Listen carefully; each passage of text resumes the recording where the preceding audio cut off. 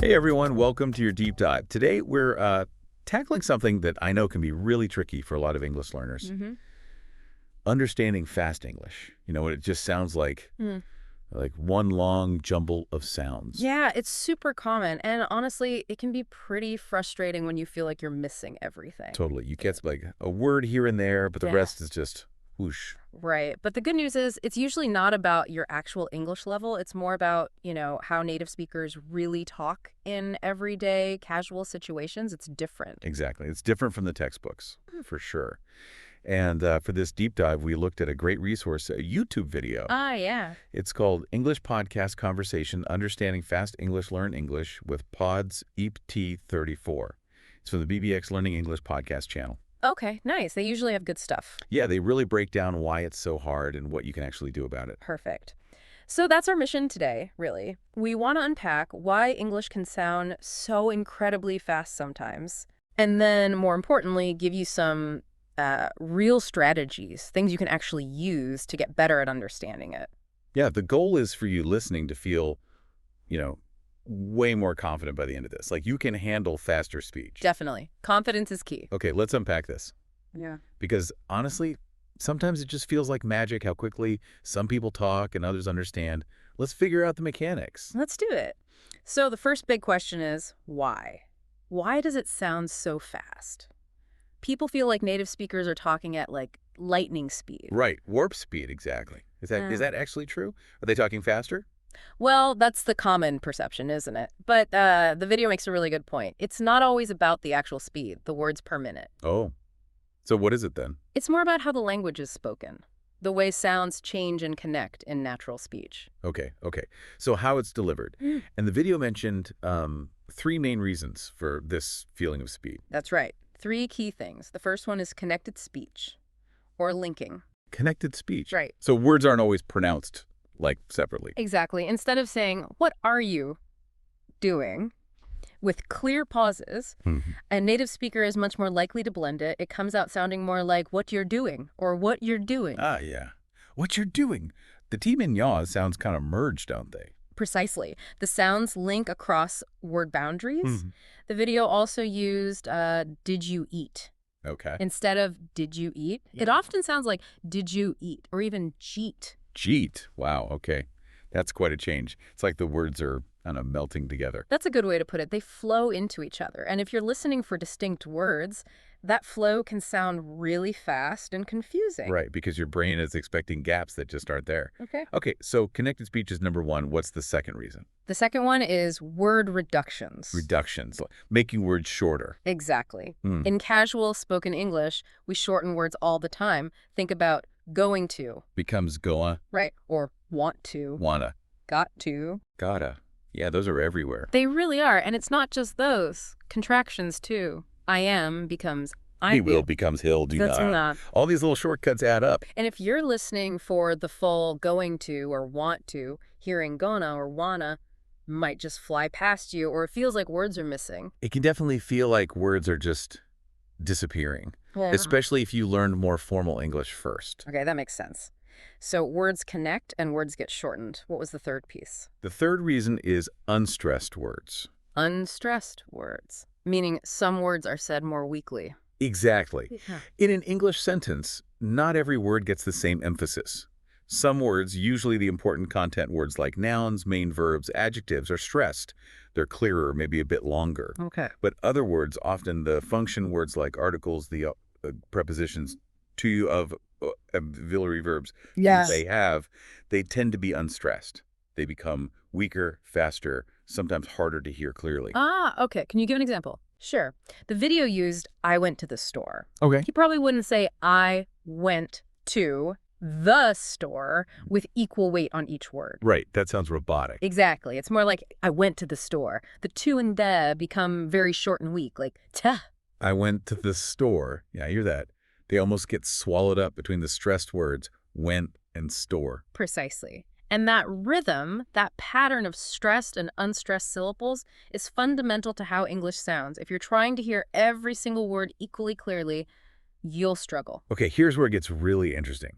Because understanding why it sounds fast is one thing, But then recognizing these features in action is the next step, right? Exactly. Knowing the reasons helps, but now let's look at the common features of fast English that you'll actually hear. And I'm guessing they line up pretty well with those 3 reasons. You guessed it. The first feature they highlight is, no surprise, linking sounds, seeing connected speech in practice. Right. So more examples of how words actually blend together. Yep. The video mentioned turn it off. Instead of 3 distinct sounds, it often becomes turn it off. The N sound at the end of turn links to the I in it, and the T in it links to the O in off. Turn it off. Yeah, it flows. Another example. How about I need a nap? I need a nap. Okay, where's the link? The N sound at the end of need often links to the A, so it sounds like I need a nap. I need a nap. Ah, I see. Or maybe I need a nap. Yeah. It's subtle, but it changes the soundscape. It really does. Recognizing these links is crucial for parsing the stream of speech. Okay, so linking sounds. What's the next feature? Still word reductions. Still word reductions. Yeah, it's just showing how common they are in actual phrases. Give us some more common ones. Okay, I am going to often becomes I'm gonna. Right, combines the contraction I'm with the reduction gonna. Exactly. Do you want to? Do you wanna or just wanna? Yeah, often do you wanna? Ah. And what are you doing? What you doing? We mentioned that one. Right. So hearing these reduced forms consistently helps you understand how they make speech sound faster and, well, smoother for native speakers. Faster and smoother, yeah. Okay, linking, reductions. Yeah.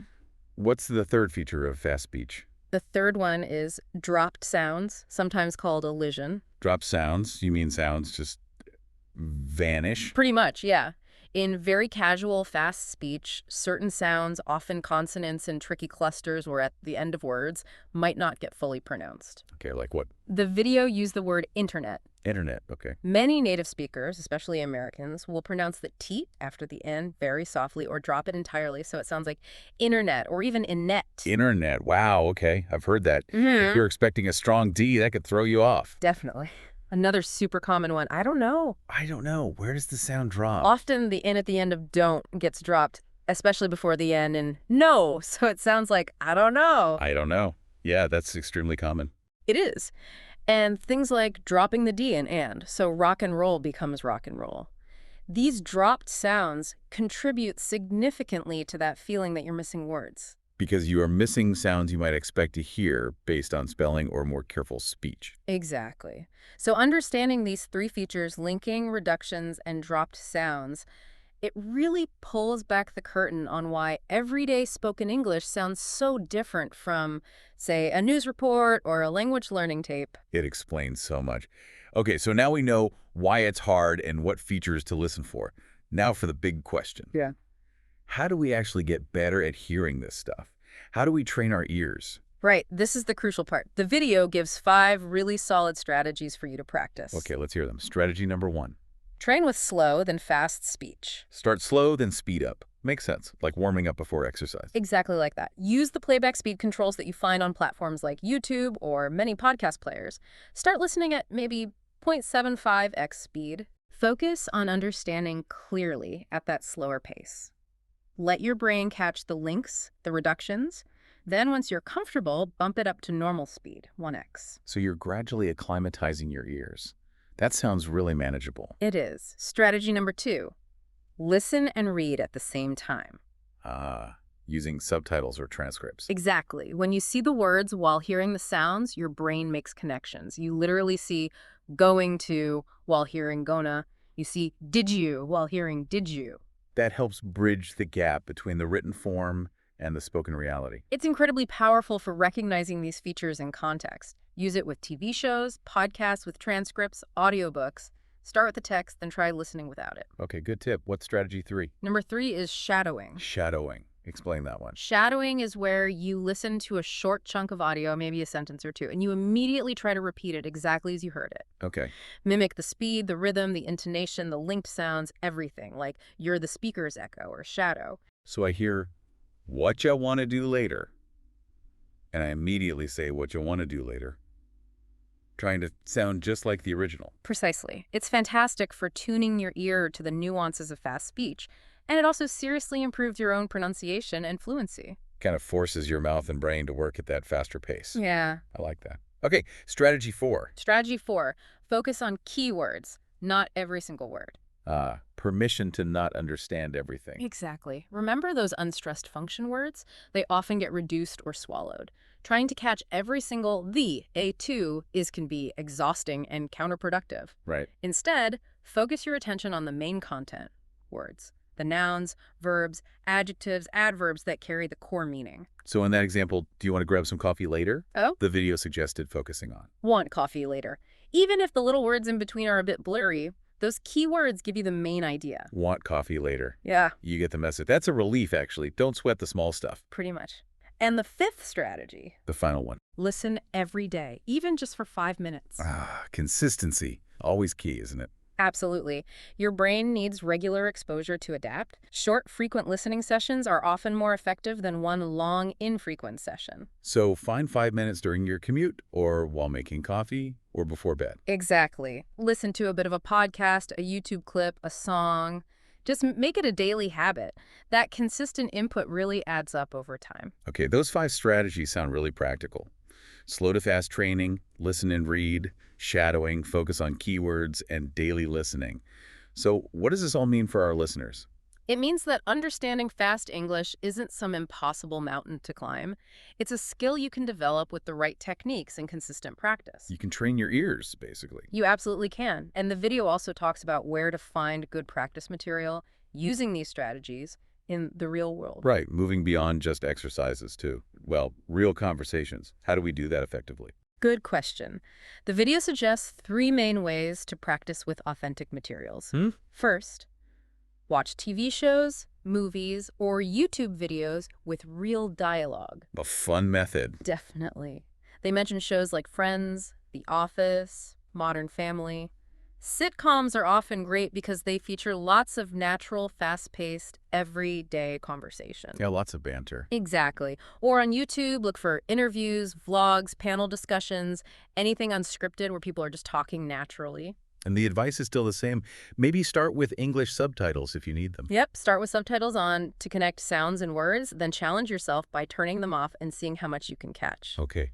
Method number 2 for real-world practice. Listen to podcasts with real conversations. Like this one, hopefully. Exactly. Podcasts, especially interview or discussion formats, are often unscripted and full of natural skitter pattern, including linking, reductions, and interruptions. And the video had a tip for listening to podcasts too, right? Yeah, active listening. Pause the podcast after a sentence or interesting phrase and try to repeat it yourself, mimicking the speaker's delivery. It turns passive listening into active practice. Combining listening with a bit of shadowing. Smart. Okay, and the third way. The third way is the gold standard if you can manage it. Have conversations with real people. Talking to actual humans. That's the ultimate practice. If you have English-speaking friends or colleagues, try chatting with them more.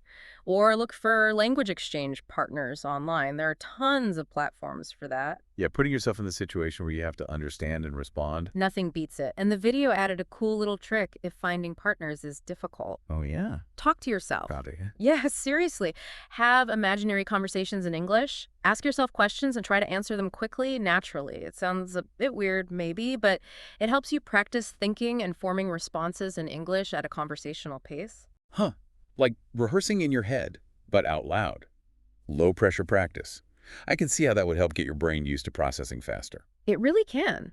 So watch authentic stuff, listen to Real Talk podcasts, and actually talk either with others or even yourself. Great practical tips. Now, you mentioned something earlier about mindset. That seems important too. Hugely important. The video specifically called out a major mental block for many learners. Which is? Stop trying to translate everything in your head. Ah, yes. The simultaneous translation trap. I hear about this all the time. It's so common. You hear English, you translate it to your native language. You think of a response in your native language, you translate it back to English. By which time the conversation has moved on 5 sentences. Exactly. It slows you down massively. You can't keep up with fast speech if your brain is doing all that extra work. So how do you break that habit? How do you start thinking in English more directly? The video had tips for that too. It did. 3 main suggestions. First, recognize phrases, not just individual words. Okay, like chunking the language. Precisely. Instead of hearing, "What do you want to do?" and translating each word, Learn to recognize what do you want to do, or what you want to do, as one single unit of meaning. Like a vocabulary item, but it's a whole phrase. Exactly. Your brain processes these chunks much faster than individual words. Focus on learning common collocations and phrases. Makes sense. Second tip for thinking in English.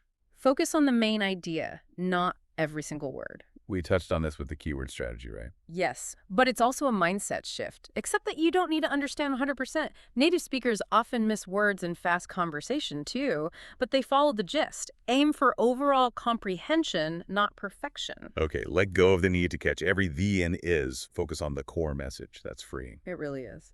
And the third tip. Let me guess. Practice. You got it. Practice daily. The more you immerse yourself, the more you listen actively, the more you try to think in English, the more your brain will start to do it automatically. You're building new neural pathways. So it's about actively pushing yourself to bypass the translation step. Recognize chunks, focus on the gist, and just keep practicing. That's the essence of it. What's fascinating here is, when you start thinking directly in English, you're not just understanding faster, you're actually engaging with the language on a deeper, more intuitive level. Your brain starts operating within the English system rather than constantly referencing back to your native language. It's a significant cognitive shift. Wow. So it really changes how your brain processes the language. Okay, this is all great theory and strategy, but sometimes people just want like a concrete exercise they can do today. Did the video offer any quick daily drills? It sure did. 3 quick and powerful exercises you can start immediately. Perfect. Lay them on us. Exercise number 1. The 1-minute listening challenge. Okay, sounds focused. How does it work? Find a short audio clip just 1 minute long, could be from anything. First, listen without any text or subtitles. Just see what you can grasp. Okay, first pass, no help. Second, listen again, but this time with the transcript or subtitles. Read along, see what you missed, connect the sounds to the words. Check your understanding. Got it. Finally, listen one more time without the text again. See how much more you understand now compared to the first time. Test yourself. That's a neat little workout. 1 minute, 3 steps. I like it. What's exercise 2? Shadowing practice. We talked about the technique listen and immediately repeat, mimicking everything. Right. The key here is to make it a regular, short practice. Don't try to shadow for 30 minutes straight. Just pick a few sentences from something you're listening to each day and shadow them. 5 minutes of focused shadowing can be really effective. Short bursts of intense mimicry. Okay. And the third quick exercise? Listen and summarize. How does that work? Listen to a short segment of audio, maybe a minute or 2 of a podcast or a short news clip. Then stop the audio and try to summarize the main points out loud in your own words in English. So you have to process the meaning and then produce it yourself. Exactly. It forces you to focus on comprehension of the main ideas, not just individual words, and it gets you practicing speaking based on what you heard. Listen, process, summarize. Another great active listening task. These all sound super doable, even on busy days. I really hope everyone listening gives one of these a shot. They sound genuinely helpful. They really are effective if you do them consistently. So just to wrap up our deep dive today, the big takeaway is that understanding fast English is achievable. Yeah, it's not magic, it's a skill. It's a skill, and it gets better with practice. Remember the reasons it feels fast-linking, reductions, dropped sounds. It's about recognizing those patterns. It's not necessarily a reflection of your overall English level, which is important to remember. Absolutely. Don't get discouraged. Use the strategies. Slow to fast, listen and read, shadowing, keywords, daily listening. Practice with real materials. Try those quick exercises. Right, so here's the challenge we want to leave you with for the next 7 days. Just pick one thing. Just one. Maybe it's the 1-minute listening challenge each day, or 5 minutes of shadowing. Or maybe you just consciously try not to translate in your head during your commute podcast. Pick one exercise or strategy. And just do it every day for a week. See what happens. See what you notice. And let us know. We'd genuinely love to hear how it goes. Drop a comment, send a message, tell us about your experience. Yeah, share your progress or challenges. Definitely. And of course, if you found this deep dive useful for tackling fast English, please do, like it, subscribe, maybe share it with a friend who's also learning. And check out our other deep dives for more on English learning. Absolutely. But for today, that's our look at understanding fast English. Thanks for tuning in. Keep practicing, keep listening. Happy learning.